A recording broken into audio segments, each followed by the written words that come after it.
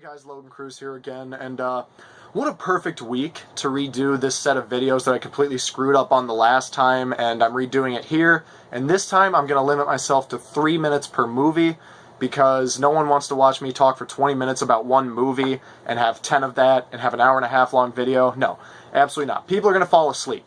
But speaking of things people can't watch without falling asleep, this is a week where Ghostbusters, the blisteringly unfunny Paul Feig-directed Ghostbusters movie, is getting great reviews from the critics, and people on the adverse side are taking the piss out of Suicide Squad. So here we have a movie that everybody hates, that the critics are loving, and a movie that everybody loves and the critics are hating. So I thought it would be a perfect time to do my list of the 12 movies. You know, I always pick some random fucking number for these countdowns.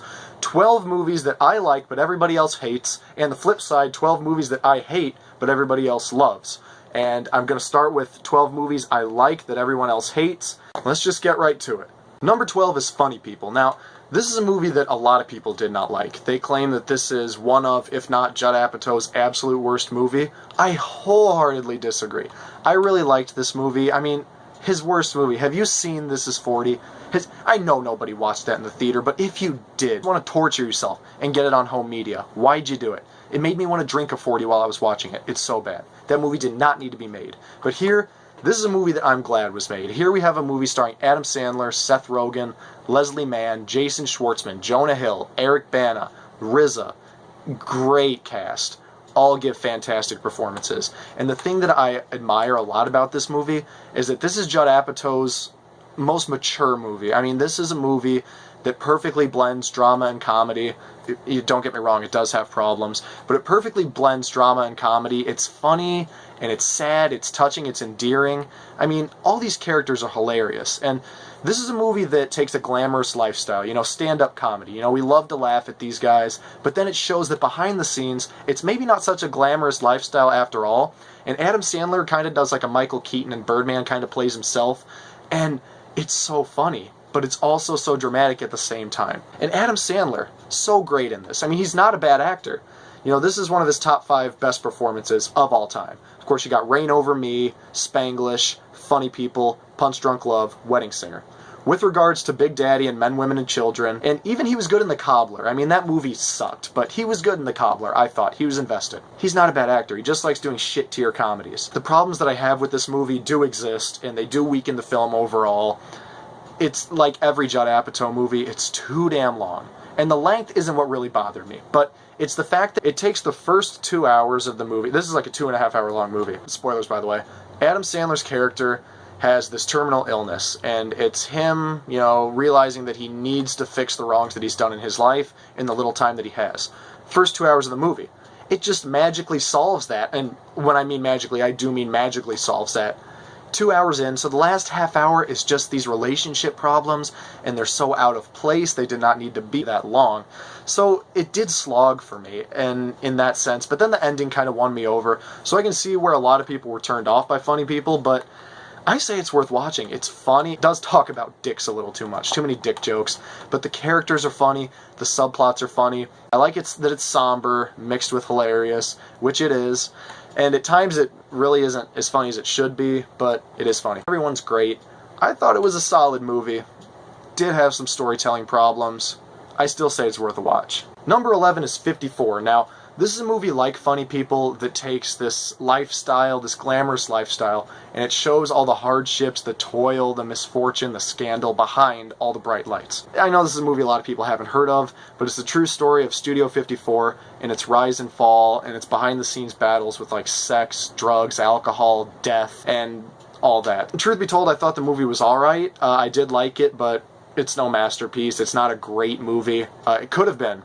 But you absolutely need to watch the director's cut if you watch this, because this is one of those movies that the studio shamelessly cut, just made it some standard Hollywood affair. So you have to watch the director's cut. But the main reason this movie's on this list is because, to my knowledge, besides stuff like Inglourious Bastards and like Pete's Meteor, this is a director who saw, you know, Mike Myers. We all know Mike Myers. He played in Austin Powers, he was in Wayne's World, and then he was in The Love Guru, and everyone forgot about him. This is a director who saw that Mike Myers can play all these different characters in these comedic movies, and he put him in a serious role. This is Mike Myers' most serious performance, and truth be told, this is one of the greatest portrayals of someone from real life I've ever seen. This is a bone-chilling performance. This is Mike Myers playing a guy at his most repugnant, his most repellent, his most scandalous.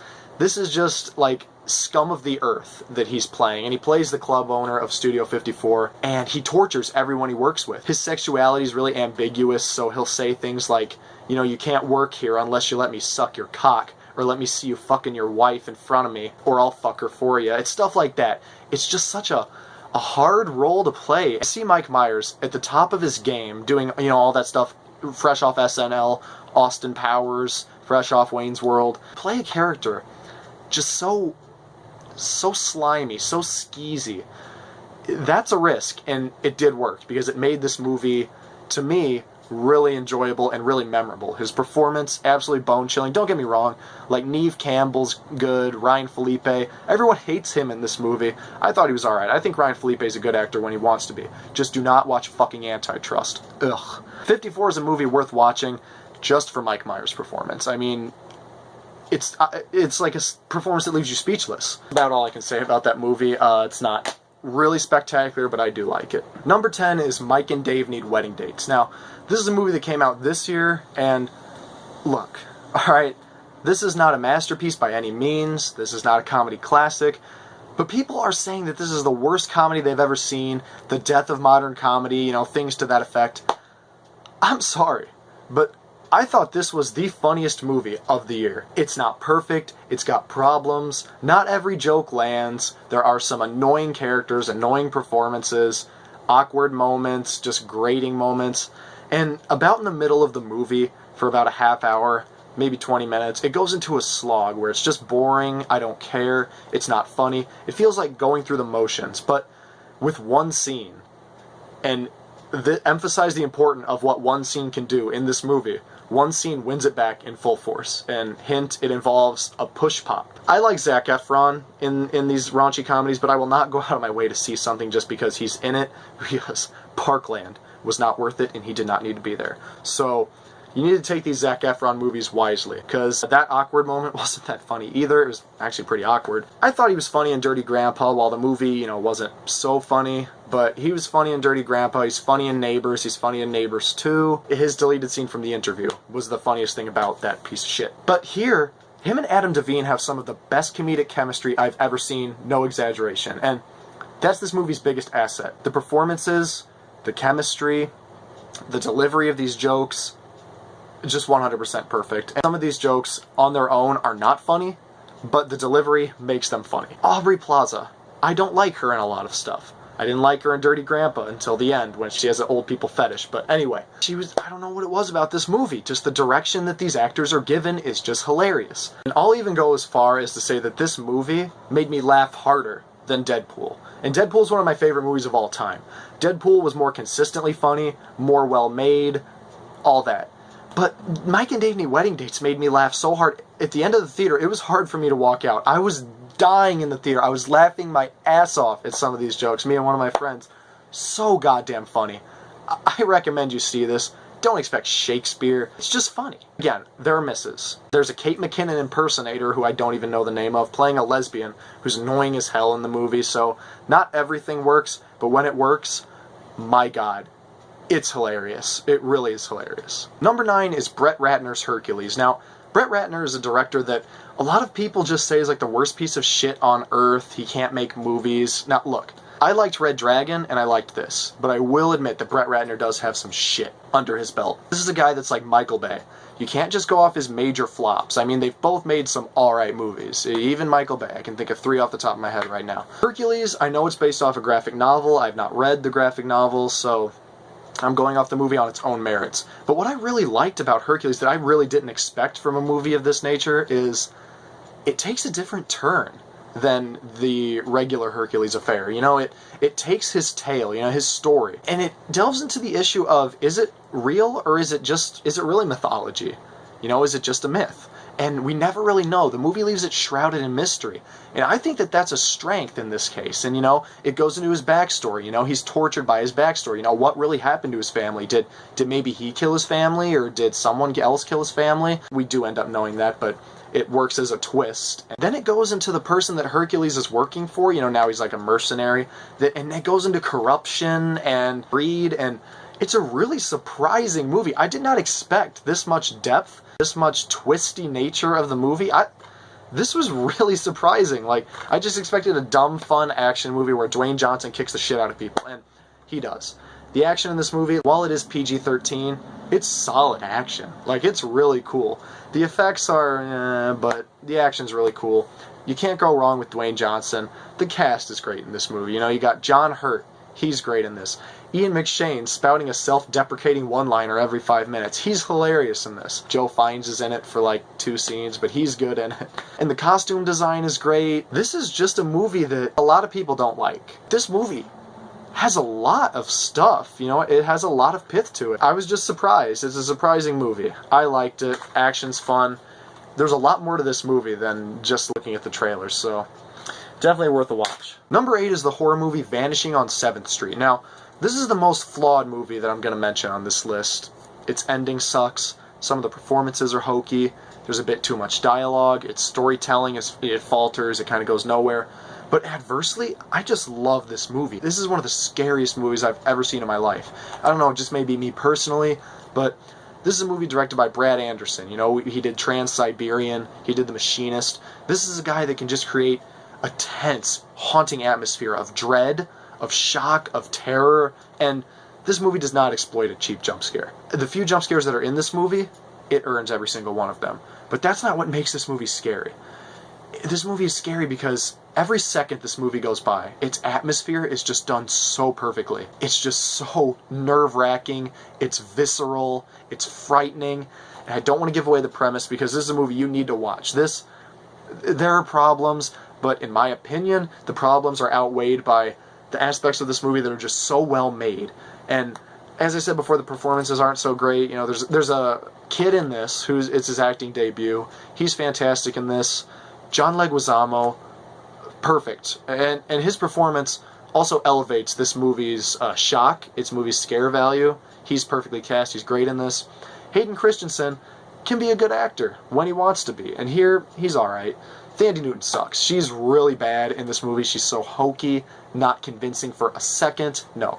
Horribly cast. Watch her in something like Rock and Rolla or Shade or something. But what more can you say? This movie does have problems. They exist. Every other aspect of this movie, I think, is done so perfectly for a horror movie, and it's done in a way that no one else has done before. This is a movie that you watch and you put yourself into the situation, and that's an element that I think adds much more scare value. It just works. You know, nothing is too far-fetched. It's just a scary movie. I really love Vanishing on 7th Street. A lot of people disdained it. Look, I can see why. But my God, when this movie works, it works. Check it out. Number 7 is Charlie Bartlett. This, let me just state, before I even go into this is a movie I love, but I realize where a lot of people were turned off with it. There are a lot of flaws. It's problematic. Not as flawed as like something like Vanishing on 7th Street, but it got way more disdain than it really deserved because, especially for a directorial debut, there's so much effort and just so much heart and thought put into this movie. And it's a premise that we've all seen before. It's a high schooler who wants to be admired, he wants to be loved, so he goes into the extreme and suddenly everyone loves him. We've seen it a million times before, and let me just state, the first 15 minutes of this movie, challenge to get through. You know, it's not funny, it's awkward, characters are nothing, you know, stuff we've seen before, but once it gets past that first 15 minutes, it just progressively becomes more absorbing and more affecting, and that's why I love this movie so much. It's so affecting, and I know I'm not watching a great movie, but it feels like I'm watching a great movie. It never dumbs down its cast of high schoolers or people playing high schoolers, but you know what I mean. It's high schoolers, and it never turns them into just plot points, and it never turns them into these small two moments. Never does that. This movie has a lot to say, and it gets it out there really well. The chemistry between these characters is unreal, even if at times the movie doesn't quite know what to do with the characters, and the love interest doesn't have a lot to her character really, just, you know, kind of the standard serviceable stuff.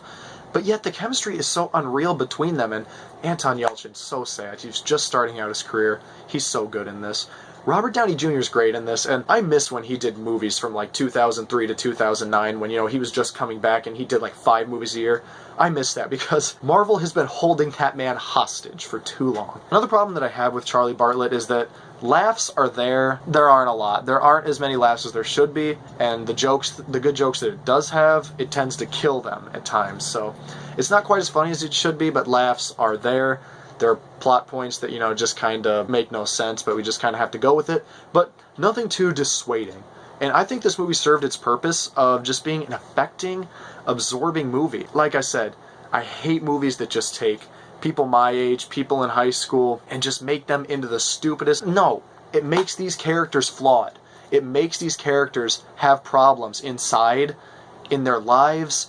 It never makes anyone just some overtly sentimental plot point. No, it treats them with brains, intelligence, heart, soul, thought. Story is actually really solid. It's actually pretty funny, and I do enjoy the ride, because this movie is a fun ride. There are flaws in its storytelling, but yet the heart and soul that is put into this movie as a whole, I think just makes it a great watch. I definitely recommend Charlie Bartlett. Number 6 is J. Edgar. Now, Clint Eastwood is a director whose movies are kind of all over the place in terms of quality. For instance, I didn't care for American Sniper. I thought Mystic River was alright, and I really liked Gran Torino. But I also really liked this. I thought that this was a sensational movie. Again, it's got problems. People bitch to no end about the makeup and how bad it was. Look, the makeup's not the best. Yeah, it's pretty cheesy, but it's serviceable, I thought. The lighting is also really poor for no real conceivable reason, and it's just distracting. So, aesthetically, yeah, it's got flaws, but I think the story that it's telling about J. Edgar Hoover is sensational.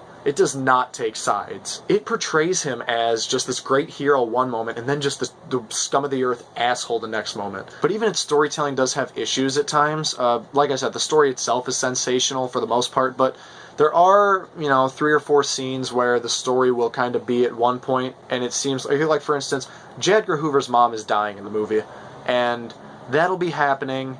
She'll be dying, she'll be bedridden, but then the next scene she'll be at a movie theater with him perfectly fine. So, scene placement is a little iffy in this movie, but acting here I thought was really fantastic. This is what I hate about these types of movies, like Jobs and J. Edgar, where the movie is blamed on the actor when it wasn't at all their fault. For instance, I didn't like the movie Jobs, but Ashton Kutcher was phenomenal, I think, in the title role. And people say that Leonardo DiCaprio, well, don't get me wrong, he was kind of miscast. They blamed the movie's poor results on him. No.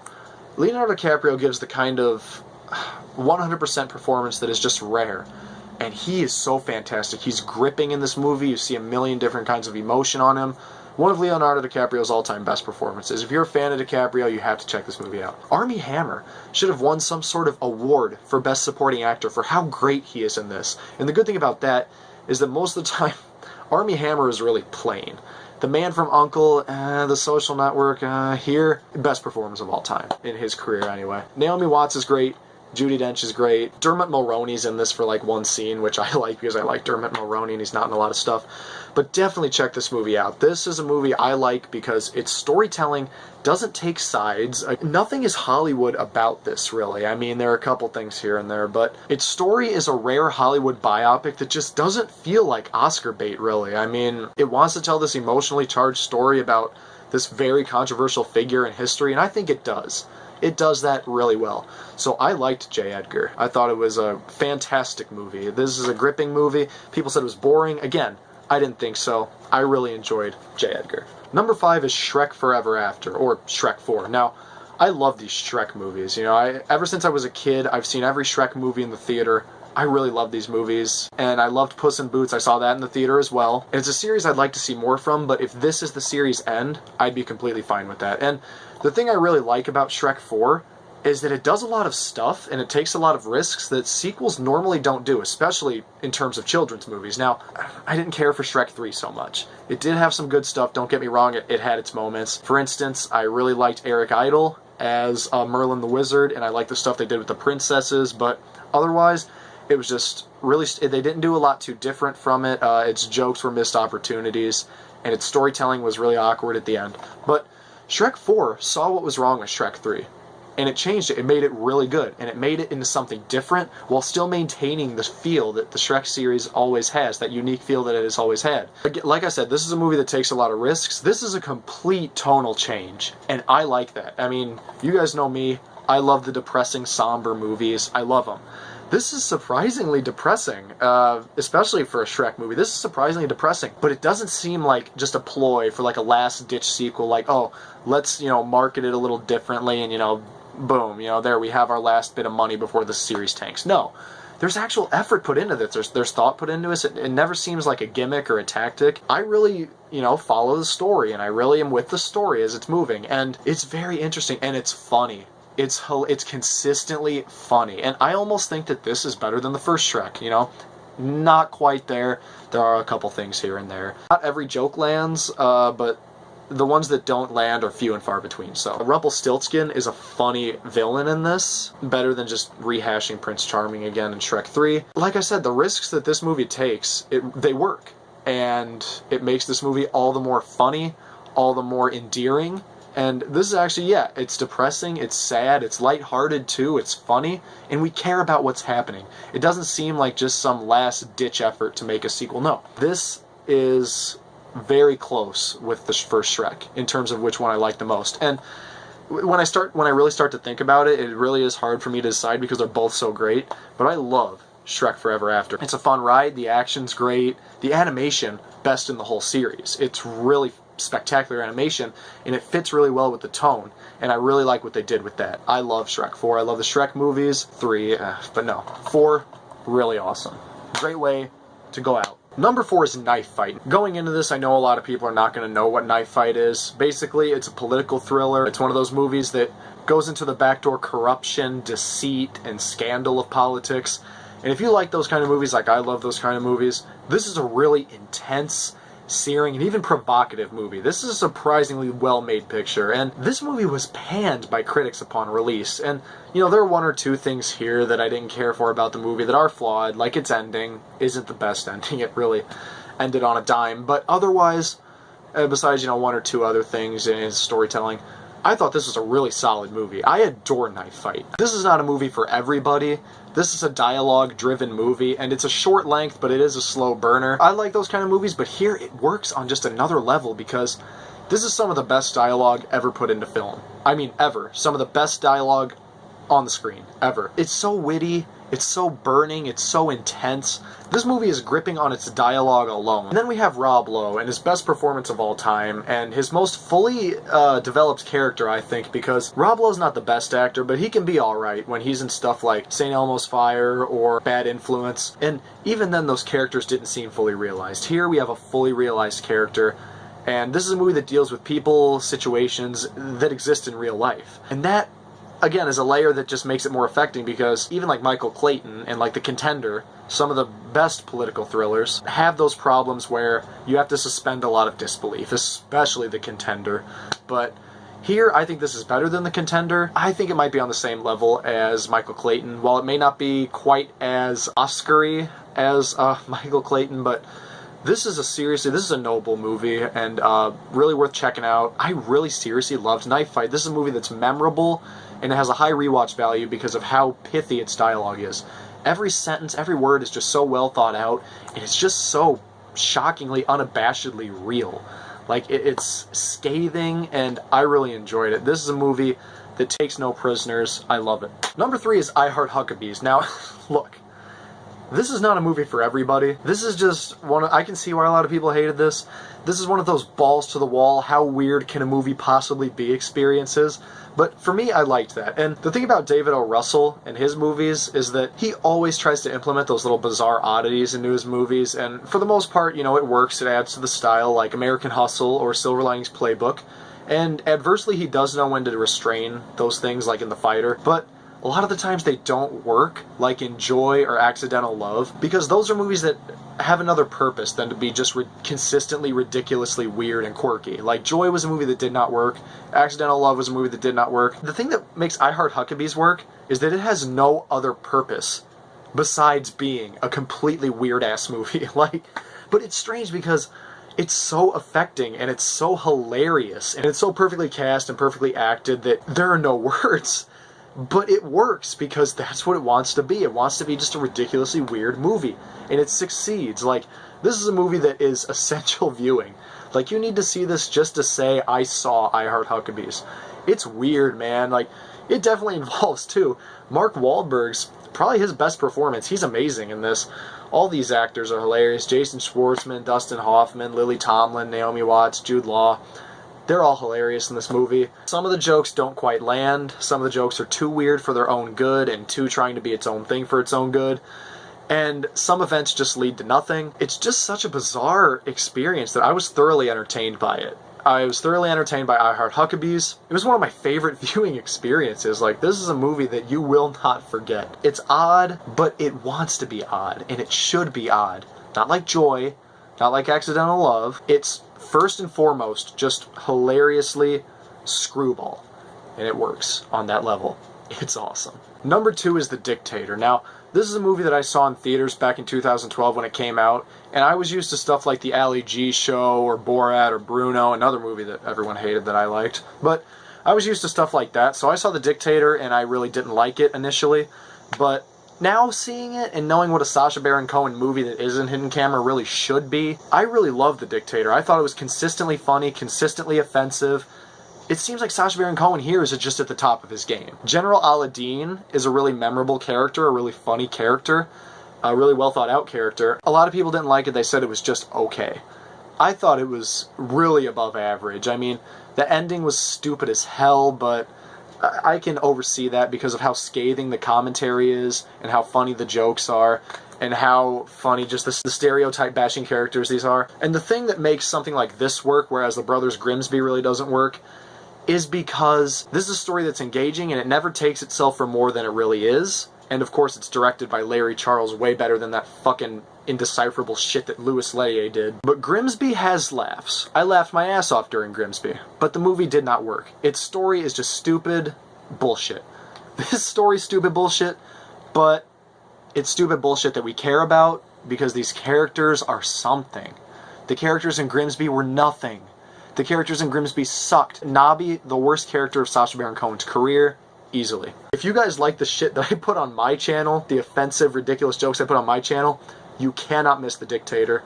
It is seriously just a funny, scathing movie, and it has thought, and it has heart, and it's surprising, and you watch the movie, and it's a movie that this story should not have heart. We should not feel the way we do about these characters, but we do, because it just works. It just accomplishes its goal. 100%. Not much more I can say about it besides it works and it's funny. Number 1 is The Breakup. Now, I know I said that these movies on this list are not my favorite movies, but this just misses my top 100 favorite movies of all time, so this still technically counts. And consider the fact that I've seen thousands of movies before, so the top 100, that's like pretty A-class, like movies that I really love. So this just misses that. I think I ranked it, it's like 101, 102, something like that. I really love The Breakup. This is a movie that got panned by critics and audiences, and I just don't see it.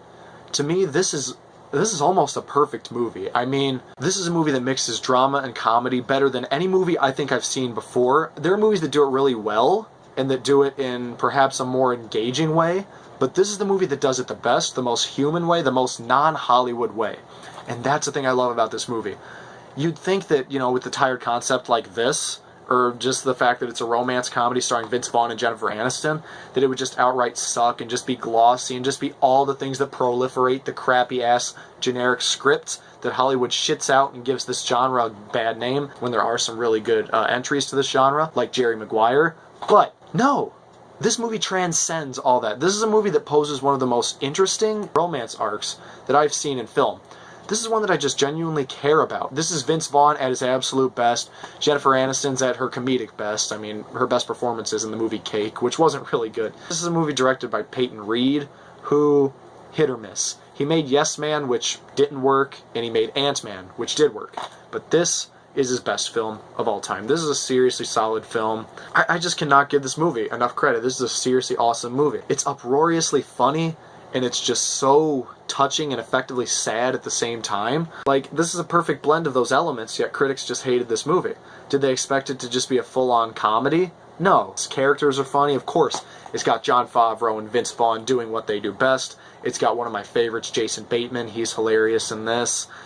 Jennifer Aniston, Vince Vaughn, like I said, hilarious. It's got great dialogue. and we care about the romance. This is unabashedly human. I mean, it treats its audience like actual people, you know. It doesn't demand too much, but it doesn't spoon feed us just this ridiculous bullshit. This is a movie that takes its time to earn its jokes, and the jokes come quick, don't get me wrong. But then as the movie draws out, we care more about the romance, and it does mix the jokes more with the ever-so-growing drama that is in the movie. It doesn't take the Hollywood ending that you think it's going to take, where it's like, oh, everyone has to have a happy ending. No. Again, it takes the most human, realistic way. I can't recommend it enough, but it just got the shit taken out of it. And